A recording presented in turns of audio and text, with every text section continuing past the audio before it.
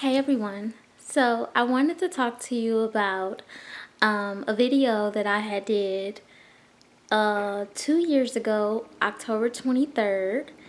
It was about me getting cheated on while I was pregnant. My boyfriend that I have been with for about 2 years, a, a good 2 years. I've known him for a little bit longer, but we had been together for a while, and he had cheated on me um, while I was 6 months pregnant. In that video, I was telling a story that I thought was true, which really even then I knew it wasn't true because none of it made sense. And looking at the comments, a lot of you guys are asking for advice on what to do because you're in a similar situation. And every situation is different. There are certain circumstances that we are all placed under when we're pregnant, and what made me so firm in my decision was because of everything that I was going through. And so you ask, well, what was your decision? Well, I decided to not ever get back with my daughter's dad. That video that I had posted, I had a lot going on. My son was fighting for his life. I was taking care of him, around the clock care, as well as caring for the child that I was pregnant with, which was my daughter. And so I was pregnant, I was overwhelmed, I was stressed, I was taking care of my son, and I just didn't have any more energy to give to anything else. So if you see my videos, you'll see that I did that video, I said what I said, and I left it at that. I didn't face that situation until months later. What made me come back around and not just brush it under the carpet was when my son passed away. My son passed away 7 days after I made that video. So I made that video October 23rd. My son passed away November 1st. After that, I was grieving, and I was just really focused on having a healthy pregnancy, the remaining of it, and just making sure that I did what I needed to do to get my daughter here. As you know, a lot of things are out of your control, so I was just really focused on my baby and just not breaking down, because losing a child is, I can't even explain to you the type of pain that you endure every day from losing a child. So I decided to not focus on my relationship. My relationship took a back seat, and even the problems that came along with it. And at that moment, I needed my daughter's dad. I needed him to be there. I needed him to help me. I needed him to just do what he needed to do as a father. So I didn't bring up the cheating or anything or the story, even though I felt like at the time he hadn't told me the truth, and it was true. He hadn't told me the truth. So I decided to just leave it alone. Well, I moved back to my hometown, Atlanta. I was in Boston when all of this was going on. When my son passed away, when I found out about the cheating, I was in Boston. And then I moved back to Georgia January. Well, January, we had to take some time to get settled in. We were still together. Technically, we were still together, but we weren't sleeping with each other. I did, engage in conversation with him. I didn't have any grudges or anything toward him. But in the back of my mind, I always knew I'm going to revisit this situation. I'm not going to let it go. I need to know the truth if I am going to move on from this. That was in the back of my mind, but there were priorities, other things that were more important than that. I had a newborn. I needed to find a place to live. I needed to find work. He needed to find work. So, we just had a lot of different things going on that was less important than the infidelity, because I had always knew that I can leave at any moment. I don't care what's involved. I'm not going to stay in a relationship that I'm not treated how I'm supposed to be treated in. So, with that being said, February rolled around. We found a place to live. I was not able to get a home on my own, so trying to find a place on my own and moving out, even though I knew that me and him were going to be breaking up soon, I couldn't go on my own at that moment. I had a newborn baby. I had just lost my other son, my son, and I was just like, at this point, I just need to kind of take advantage of the situation and continue to live with him until I'm better off. So February came around and I decided to start digging. I started asking questions. He was trying to act like nothing had happened. He hadn't done anything and everything was cool. And I'm like, no, you cheated on me and you didn't tell me the truth, and I want to know the truth, and I know the story that you were giving me was not the truth. So he kept lying, and he finally gives me a name of the girl that he slept with, and he says, well, her name is Tasha. And I say, okay, so did she work with you? Was she a customer at your job? Because he worked at a store, and this is where he supposedly met the girl. And he said, yeah, she was a customer at my job. It just didn't make sense to me. I know him. I know his personality. He doesn't seem like the type to just talk to people that's coming into work. Like, that's just such a far-fetched idea, and it just didn't make sense. One of the things that you always have to do is trust your instinct. When something does not make sense, it doesn't make sense, and it's senseless. It doesn't make sense. Don't try to make sense of something that's not making sense. You can't piece anything together. These are the facts. You know right from wrong. You know when something isn't right. So go with it. And that's what I did. He told me her name. I just decided to trust my instinct. I called his old job and I asked to speak to someone named Tasha. I was like, is there a Tasha there? And they were like, yeah, hold on. So my heart was pounding. I'm like, oh my goodness, this is not a customer. She works here. She works at his old job, and he's just been lying to me for months and months and months. So I was pissed off. So she got on the phone and I said, hey, are you aware that,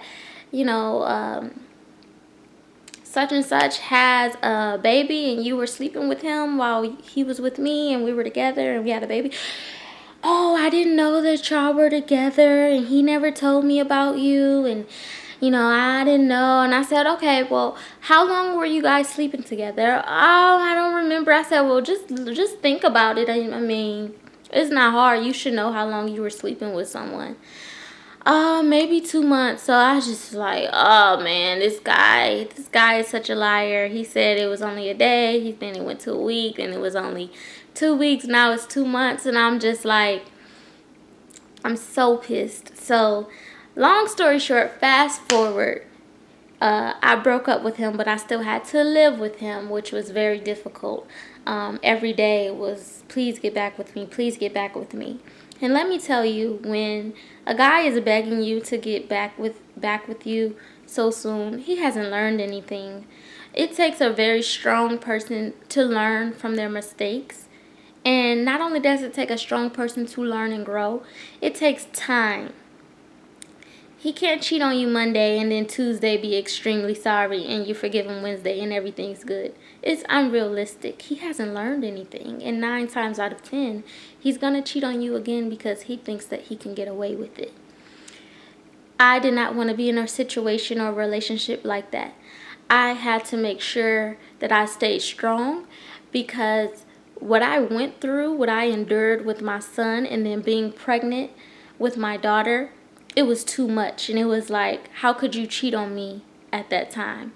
So that's when I say every situation is different. I'm not saying that you can never come back from cheating. I'm not saying that you cannot forgive your child's father, because y'all are a family. Y'all are a unit. Yes. But there are certain things that in my personal belief that is just, I have to wash my hands with. So the relationship ended February 2015. I was not willing to get back with my daughter's dad. Fast forward 6 months from then, he he started to get the point. He stopped begging me. He stopped crying. He stopped all the good things that he was doing. He was very, very good the first 6 months. I was very, very hard, and he was very, very soft. I don't know what happened in December. The tables turned. I started thinking, maybe I should forgive him. Maybe, maybe I can move on from this. And I don't know what happened. It was like he got his groove back. His asshole just kicked in December. 6 months later, it just kicked in. And he no longer wanted the relationship. He started talking to someone else. Started talking to several people. And he just realized that, hey, I'm good now. I've got through my heartbreak. I've gotten through the fact that you didn't want to be with me, and now I'm good. So it was a roller coaster because I was so angry. I was so angry with myself that for whatever reason, the feelings that I thought were gone weren't really gone. And it was coming from a place of loneliness. And so you have to understand that when you have a child with someone, you always have to deal with them. We all get that. And if you're a loving and very forgiving person and it doesn't work out to the point where you just automatically find a Prince Charming and you ride off happily ever after with your blended family, if it's not like that, you're going to go through stages where you're going to think, maybe it can work if things aren't that bad. Like, if things aren't, like, what he did was bad, but it wasn't like he, stumped me out in the tub and just, I don't even know. I can't even say, because some people do take their baby's fathers back for being physically abusive. But no abuse is okay. So what I'm saying is, some of us, most of us, will go through stages. We'll go through that stage of the breakup where we'll feel like, I can do this. I'm good. I don't need him. I don't want him. And then months will go by and you'll start seeing how lonely and how single you are and how maybe things will be easier if y'all were together, and you'll start to miss him. And fortunately for me, when I started to miss my daughter's dad, he didn't want me anymore. So I was like, it was like cool. Like, I dodged a bullet. And it took me a while to get to that relief spot again, because I had went through a stage of, I hate you, I don't want to talk to you, I hate you. That's the thing that you cannot do when you break up. You need to acknowledge your real feelings. You kind of need to take a break, take a step back, take some space, reflect, see what it is that you really want. Because if you go into hate, you can't really know your true feelings, and it might come back and that might be not what you really wanted.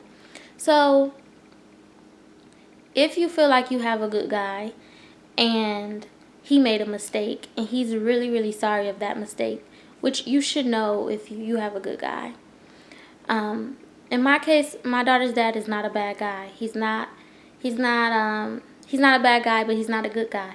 He's not a guy that is smoking weed, and not to say smoking weed is bad, but I'm just saying he's not this guy that does drugs and, whatever makes you bad. He's not that type of guy, but he's not a good guy either. He's not working on himself. He's not, trying to live a better life. He's not making goals. He's not making plans. He's not doing anything to help him get to the next level. And for me, that's important when I'm marrying someone, when I'm having kids with someone. Now that I've gotten older, I have to be with someone that's productive.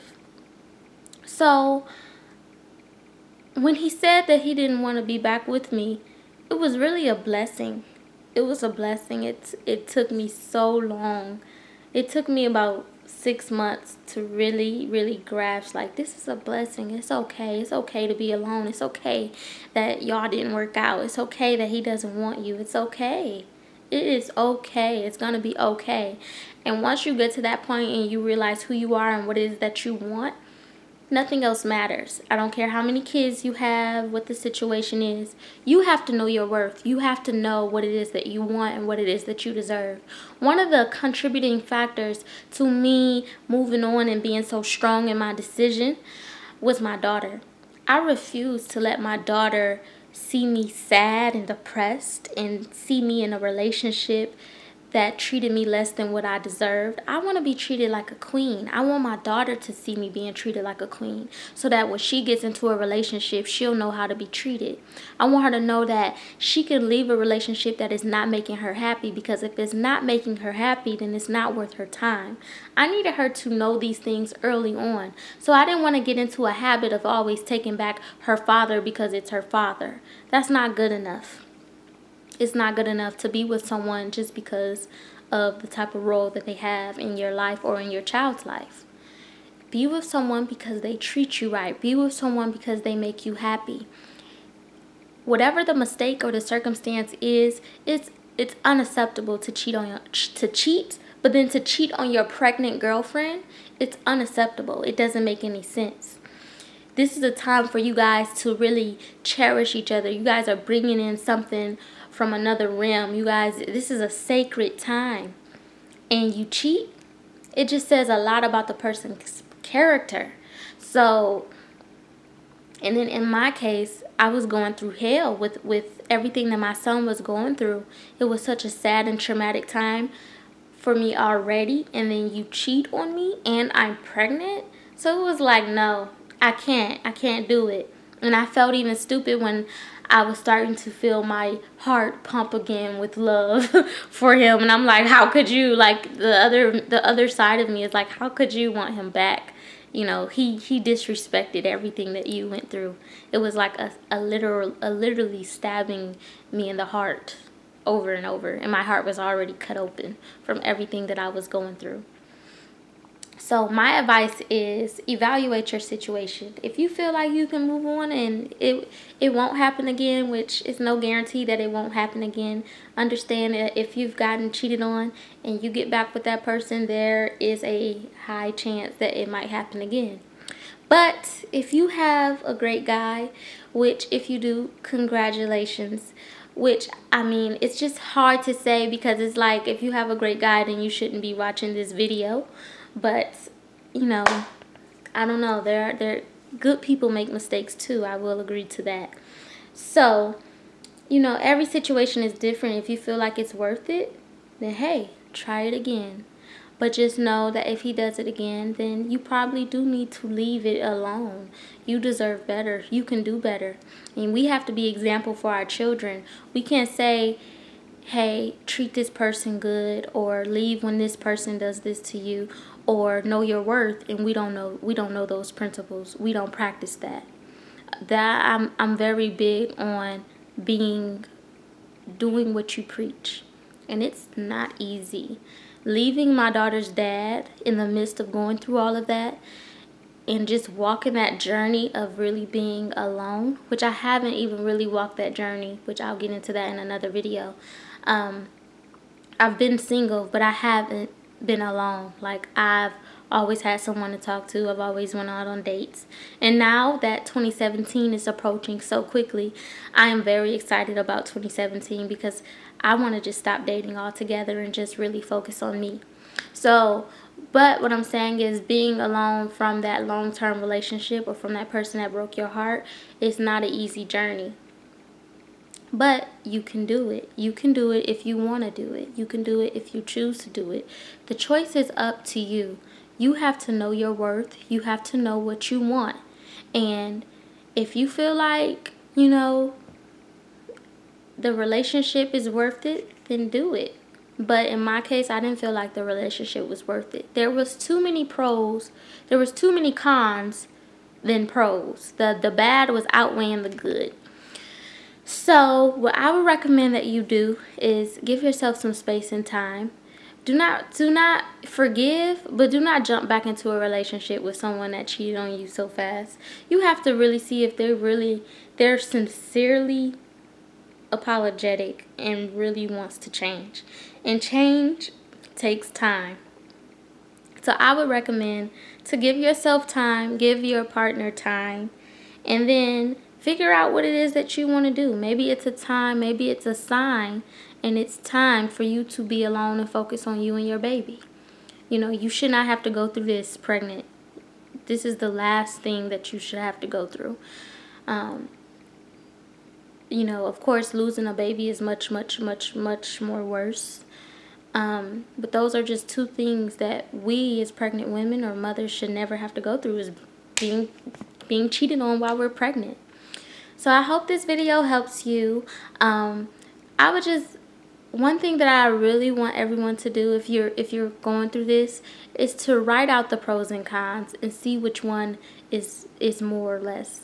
So if you have more cons to why the relationship isn't working or why this person isn't, you know, just write out the pros and cons to the relationship. And if one is more than the other, then you kind of know your answer. I hope this helps, and thank you for watching.